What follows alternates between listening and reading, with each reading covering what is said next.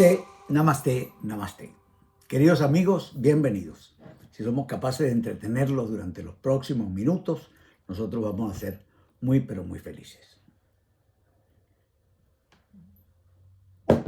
Tal y como lo he prometido en mis redes, voy a leer un documento muy completo, muy bien hecho, donde se explican los orígenes del Tren de Aragua que van más allá de lo que la gente dice, que si el sindicato del tren, del ferrocarril, del Maracay. Eso es una partícula de la información. La información es mucho más profunda, mucho más terrible, mucho más dantesca. Y ahora voy con este material que me hizo llegar un buen amigo que le mandó a su vez otro amigo. Pero me hubiera encantado dar los créditos, pero el documento no viene firmado y la persona que me lo pasó no me ha contestado y no me ha autorizado a usar su nombre. Si no, yo lo informo después. Bueno, dice así, voy a leer. Así que ustedes me van a ver mirando un poco hacia allá, pero es que allá es donde tengo el teleprompter. Y yo prefiero mirar para otro lado y leer bien y no estar mirando, haciéndole el truco a ustedes para que ustedes crean que se me está ocurriendo a mí, que no es así. Voy. En la práctica, la organización criminal, el denominado Tren de Aragua, es una estructura del PSV. Se origina y conforma inicialmente desde los círculos bolivarianos, recomendación de Fidel Castro Ruz, cuando engolosinó a Hugo Chávez Frías. Necesitaríamos espacio y tiempo suficiente para informar con lujo de detalles todas las circunstancias que rodean hoy las miles de situaciones producidas por esta organización, así como los fatales resultados en contra de la sociedad venezolana e internacional. Este texto anexo, dice mi amigo, lo recibo hoy de un compañero que conoce muchos datos del caso y promete mantenernos al tanto de la labor informativa que realiza. Dice así, el Tren de Aragua, su origen. En la actualidad, el Tren de Aragua, una peligrosa banda asociada al chavismo, es un tema recurrente y ampliamente mencionado. Sin embargo, pocos conocen su verdadero origen y la relación directa que mantiene con el chavismo y sus líderes. En este texto, dice el autor, buscaré explicar todo esto, desde sus antecedentes hasta cómo se consolidó como una de las organizaciones criminales más temidas del continente americano. Me voy a ir un poco antes, atrás, me voy a ir un poco antes de que fundara la banda TDA, Tren de Aragua, ya que hay antecedentes importantes que se deben tomar en cuenta. Todo comenzó en el año 2001, cuando Hugo Chávez fungía como presidente y su popularidad ya había caído dramáticamente. Así que por instrucciones de Fidel Castro le encomendó a Diosdado Cabello y Miguel Rodríguez Torres crear milicias armadas de partidarios chavistas fieles en cada comunidad para reprimir y acallar las voces de incomodidad que ya se notaban ante el terrible gobierno que estaba haciendo. En esa época se eligieron muchos líderes que fueron entrenados en combate. Recordemos la célebre Lina Ron, quien fue una peligrosa partidaria de Chávez y que llevaba a cabo todo tipo de delitos con la anuencia de la tiranía en ese momento. Años después, específicamente en el 2006, Hugo Chávez recibió la visita de autoridades iraníes quienes le aconsejaron que ampliara el concepto de los círculos bolivarianos a algo más paramilitar, emulando las milicias iraníes y sus proxies en el Medio Oriente. En esa época Chávez recibió el apoyo de un general llamado Mohammad Reza Naqvi. Este ayudó al chavismo a ampliar el concepto de los colectivos armados. De esta manera, estos grupos irregulares recibieron armas, sistemas de comunicación, motocicletas y equipo de vigilancia para ejercer control inicialmente en algunas zonas de Caracas. Paralelo a estos hechos nombrados, en el año 2006, el gobierno de Chávez anunciaba el Plan Socialista Nacional de Desarrollo Ferroviario, Eso iba a conectar los 4 puntos cardinales del país con vías de trenes e inicialmente comenzaron con el proyecto para unir los estados de Aragua y Carabobo. En este proyecto comenzó una guerra de sindicatos, donde algunos de estos eran de origen adeco, mientras otros eran de origen chavista. Por supuesto, las autoridades comenzaron a darle prioridad de importancia a los sindicatos fieles a ellos. Entonces surge uno llamado Sindicato Bolivariano del Tren de Aragua, Carabobo, que fue conocido como Tren de Aragua, con el nombre corto. Este sindicato inicialmente comenzó a extorsionar trabajadores para darles puestos en la empresa, pero fueron tomando poder hasta llegar a los gerentes y pedir más favores y beneficios. Al principio solo se dedicaban a la parte sindical, pero luego comenzaron a robar material para revender y con alianza de jefes chavistas a desviar recursos, por lo que fueron tomando más poder. Pero hasta ese momento el Tren de Aragua era solamente una organización sindical muy corrupta, pero que no se dedicaba directamente a las actividades criminales. En esa época había una banda de piratas de carretera que operaba entre Guárico y Aragua, liderada por un delincuente conocido como el Picure. Esta banda se dedicaba inicialmente a interceptar carros de gente que viajaba y robarlos.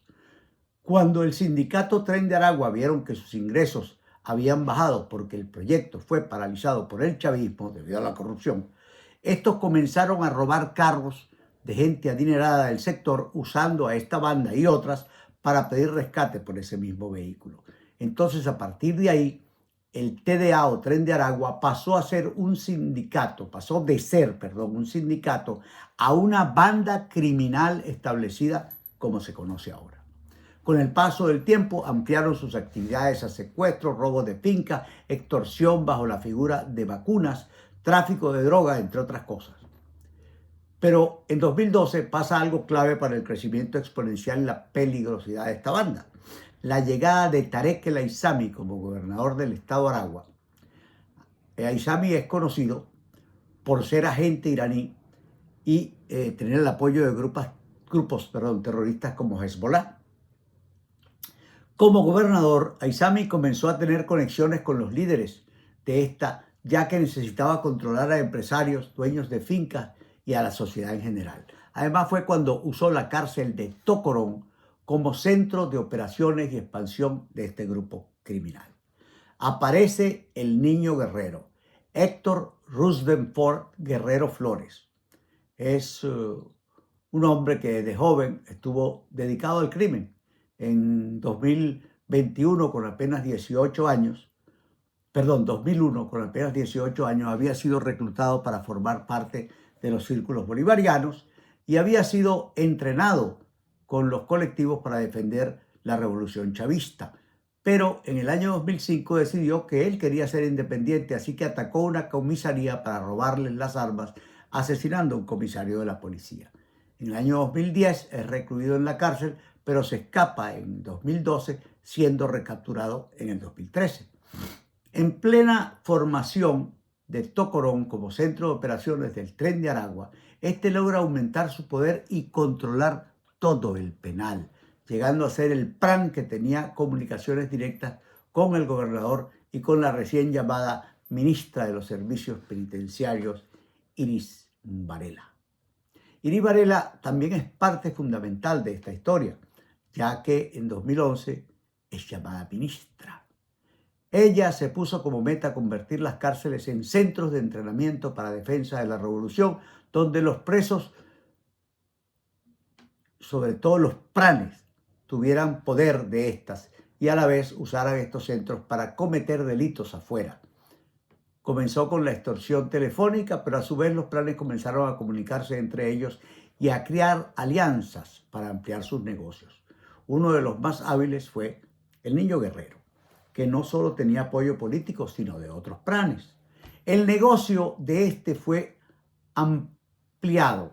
Se fue ampliando a delitos digitales, trata de blancas, entre otros. Entonces fue cuando Iris Varela propuso que los presos fueran utilizados como milicianos en defensa de la revolución. Esto provocó que el gobierno ampliara sus operaciones en las cárceles, proveyendo aún más de armas de guerra a estas bandas que usaban las cárceles para pernoctar, pero salían a cometer todo tipo de delitos en el territorio. Coincidieron con las llamadas zonas de paz, que fueron lugares que creó Chávez para que los buenandros vivieran tranquilos sin intervención de la policía. De esta manera inicia esta banda que, con apoyo del gobierno chavista, más la libertad de delinquir con la excusa de mantener control social. Banda que ha aterrorizado por años a los venezolanos de bien y que luego, con su internalización, ha crecido más este estigma que persigue a cada venezolano. Yo espero que con esto hayan quedado ustedes mejor informados sobre el tema del Tren de Aragua y sobre todo sobre el tema de la repercusión tan importante de la creación del Tren de Aragua por parte del régimen desde los tiempos del muñeco de cera hasta hoy. Por eso están tan bien formados, por eso están tan bien coordinados, por eso están tan bien comunicados. Lo que ocurre luego cuando esta lacra, estas crápulas, se entremezclan con la diáspora, es que salen a exportar la violencia chavista a otros países. Pero por supuesto, el vellocino de oro era Estados Unidos de Norteamérica. Entonces, ahí es donde ellos quieren afincar el colmillo y ahí es donde se les está parando el carro por parte de la administración Trump. Pero bueno, ya seguiremos hablando de esto. Muchísimas gracias por haberme permitido acompañarlos durante este rato. Que el Dios de su fe me los cuide y acompañe siempre. Namaste, namaste, namaste. La más alta calidad y los más bellos porcelánicos los tiene para usted Iberia Tiles. Por favor, visite nuestras exhibiciones en Aventura, Coral Gables y Doral. Iberia Tiles. El crecimiento de su empresa sí es posible y a muy bajo costo. ¿Cómo? Asesórese con los expertos de Skyblux Solutions. Todo lo que usted requiere para el cuidado de su boca lo tiene la doctora Peggy Álvarez Penabat. Desde una caries hasta una reconstrucción maxilofacial. Peggy Álvarez Penabat. No deje que le den muela. Nos retransmite para el mundo el circuito Vinotinto Radio, como tú.